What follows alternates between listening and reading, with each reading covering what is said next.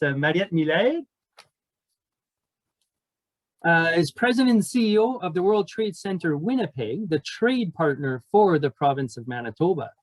She has spent most of her career committed to community economic development as well as to the trade growth of local enterprises. She is currently an active board member of the World Trade Centers Association, the Bank of Canada, as well as Canada West Foundation. So, without further ado, Mariette, la table est à toi. Merci bien.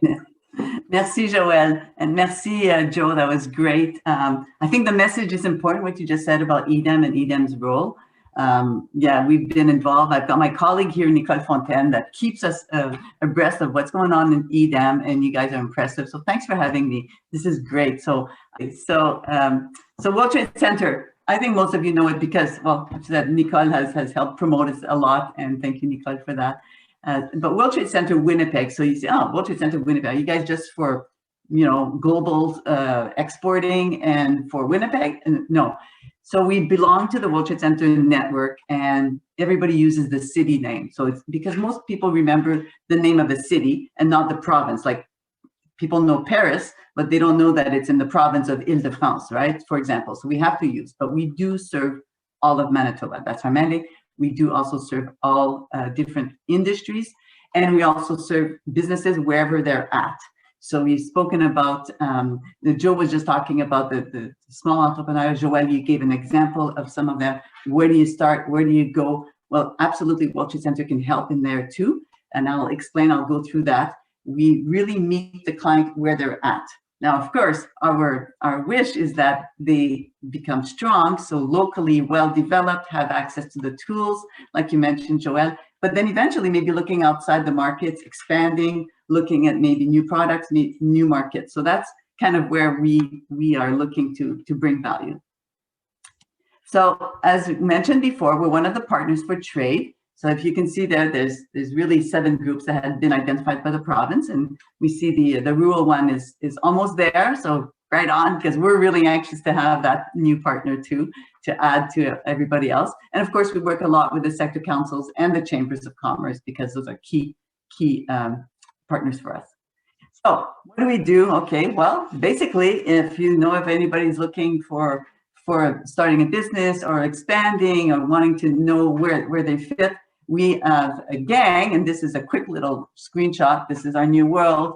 I'm agreeing with Minister Eichler. I can't wait for the in-person kind of connection because there's so much more energy that you get from meeting with people. But for now, this is how you meet your business advisor. Oh, I see Nicole Fontaine there on screen. And it's all about identifying what the needs are of the business. Where's the business? So one of the advisors will sit with the business and find out where they're at to be able to really understand their needs and propose different either tools, connections. Sometimes they need information. So one of the things that we have done also, especially in the last year, and this is a big screen with lots of words, I don't expect you to keep track of that, but what's the message behind that is during COVID, there was so many great programs, and Minister Eichler spoke about some of them that the province has done. There was also some from the feds, but it was a little bit confusing at one point for the people in the marketplace. It was like, well, am I eligible for this? So what we really concentrated on, that's the gang from the office with communications, really look at making it simple. And I see often, by the way, Manitoba Chambers, they take the information and they make it simple for people to understand. And we try to do that too. The more of us that can simplify the message, the better it was. And it was very useful. It came out to be one of the good investments that we did, is to try and really make it accessible and easy for people to understand if they're eligible, if yes, how do they get to benefit from the different grants. One big thing we do at the World Trade Center, because we're lucky, is we have access to databases everywhere in the world. So it's research, really helping. Like Joël mentioned, if somebody starts a business, but they need information, they need data, where do you get the data? So we have a big opportunity because we belong to the World Trade Center Association. So World Trade Center Association is based in New York. I'm vice chair of that globally, but it represents over 300 World Trade Centers around the world. So imagine that, how precious that is. because all of a sudden you've got brothers and sisters around the world that all know that they're going to help each other. It's the understanding that it's reciprocity. And that's why we belong to that great license. And it's a good brand when we speak to businesses around the world that we're part of this. So research is key. Well, I mean, whether people are looking to understand what's their competition out in the marketplace, or maybe who should I be speaking to? What's the trends? What are the trends going on in this market or worldwide that maybe I should embark on it and get with it? So research is key. If you're wondering, ask our gang. You can check with Nicole. So really, when I speak about trends last year, as you can imagine, all of you, e-commerce was huge. Like everybody was trying to say, oh, geez, I wish I was a little bit more better organized with my e-commerce. So what we did is we started looking at how can we meet the client where they're at. One of the things we put in place is a series of webinars. Now, we always do webinars. We were doing seminars before, now we're doing webinars on different subjects, and I'll get to it in a moment. But what we did do this time was a series of 3 days. Shopify. So Shopify, we worked with Tech Manitoba, which is a sector council, very, very good sector council for us in this area, big time, and with Bold Commerce. So Bold Commerce is a big company here, and it was all about drilling down, kind of dumbing it down is for me there, the drilling down, how do you get your company to be efficient e-commerce, like from the start to the finish, being able to simply get the product to the client and the return policy and how does that work, everything. This was so popular because people were just registering because we could see how it was a gap we needed to fill. So we did a series, sold out. We actually charge for this one. It's $40 a session, so it's not like breaking the bank, but it's to make sure that there's skin in the game, as people say. It's an expression. Anyways, and so in April, we're getting our next series. So if you know of any companies that could benefit from getting all the information necessarily to go from maybe a little bit of e-commerce to full on, or not at all any e-commerce to full on. So it's really for everybody. Note the dates because that's a really important one. The other thing we did, and some people are saying, oh man, you guys are encouraging Amazon, come on, we need local support. Absolutely. When we were looking at helping local companies, we did a lot of different consultations. I did a series of podcasts actually with Chuck Davidson. Hello, Chuck. And so we were finding out from businesses that some of them were so happy that they started selling on Amazon. For example, I don't know if you remember, Chuck, the tomahawk chips out of Riverton, Manitoba. I mean, Alfred was saying, I have triple, 500% more sales through Amazon. And for him, it was very beneficial. Now we know that there's certain costs that are incurred, but eventually it can really pay itself. And there was another one that we spoke with MS Prebiotics, and this is a company from Carberry, Manitoba. And they said they've been selling on Amazon, and that's their best way. It simplifies, and for them, they're still creating jobs, they still are producing, they're manufacturing, but one of their channels for sales is Amazon. So we've done a series. It was very popular too, because people just want to understand. And again, it's not to not support the local person. It's to find the local person on Amazon and make it easy, but they can still have two presence locally and on the internet. So the next session, note that one too, is in May. So May 4th, 11th, and 18th. So just note the dates because we're doing it in chunks so that it's not a whole day of people trying to be alerted the whole time.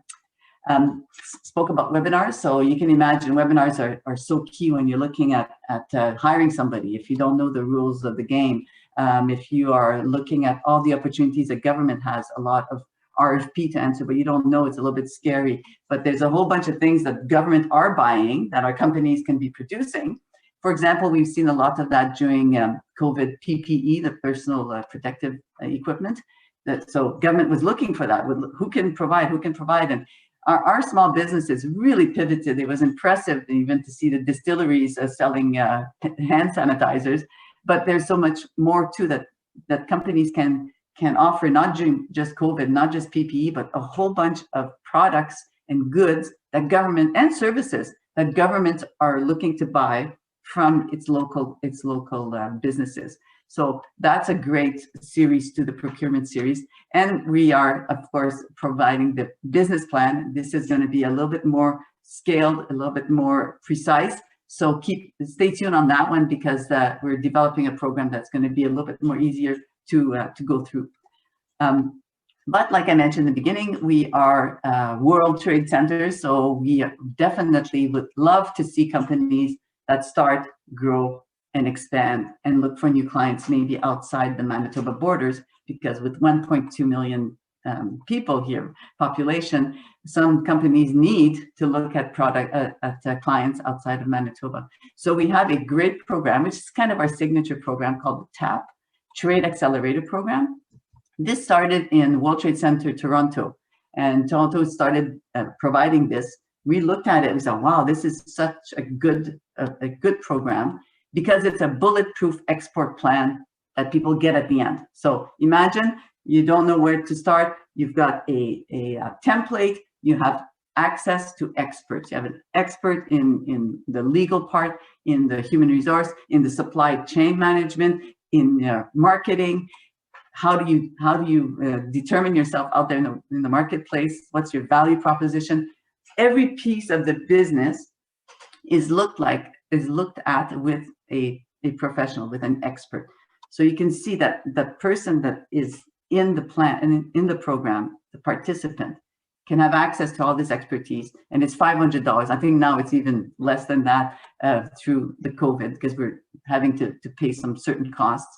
But now it's extremely accessible. But what the key is people have to put in their time, because at the end they do have an export plan, but it needs to belong to them. But they get that export plan checked throughout the process. So if you know of anybody that could benefit, we absolutely would love to have them on board. Next one, we're having another one right now. So the next one is due in October 2021. So again, if you know of any companies that would like to have a great export plan, all verified by experts, I would encourage you to talk to them about it. So basically, one of the companies, Orange Welding, has given us a great quote here about how they've applied the TAP program. We have over 80 graduates and over 12 or 1,300 across Canada. So everybody has the same kind of plan. So they have the same language, they're using the same approach. So you can imagine the potential between companies for strategic alliances. So together they can go after markets. Some people, identify, let's say, the States, or they identify Europe or China, whatever, to go into. But sometimes when you share it with another company, you share the risks and you share the benefits, but together at least you can go into a market. So we can do all those connections, those B2B connections, because we know who's taking the program. We also know who's out there that hasn't taken the program, but that is already present in a certain market, and that can really be beneficial. So on that, we'll finish off with saying, of course, there's free trade agreements.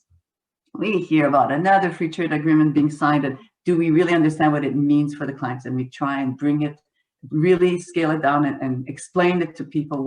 What does that mean? Where are the opportunities? As Joanne mentioned, I'm on the board of the Canada West Foundation, and today we're having another series that is all about trade. We had one on Asia, we had one about Brexit last week. Today it's about getting your product to the clients, to the market. And those kinds of information are very useful, and we can really provide that kind of support to businesses. We had one on CUSMA, like the Canada, US, Mexico, what does it really mean? Where can people benefit from that? So we had one on that. We had one about the UK, what's going on with Brexit. And then we just had one recently with Ukraine. The Ukraine is a very hot market when you look at Europe, and especially ag and different sectors. So we had one on that too. So it's really trying to bring what are all these agreements that are being signed by our politicians, and bringing them to the market so that people can understand what's in it for me at the end of the day. So if you need information, I'll leave you on this nice little slide. And thank you very much for your attention. It's really hard to talk to just myself, but I know you're there. So thank you very much. Puis merci beaucoup à EDAM puis Joël de m'avoir invité aujourd'hui.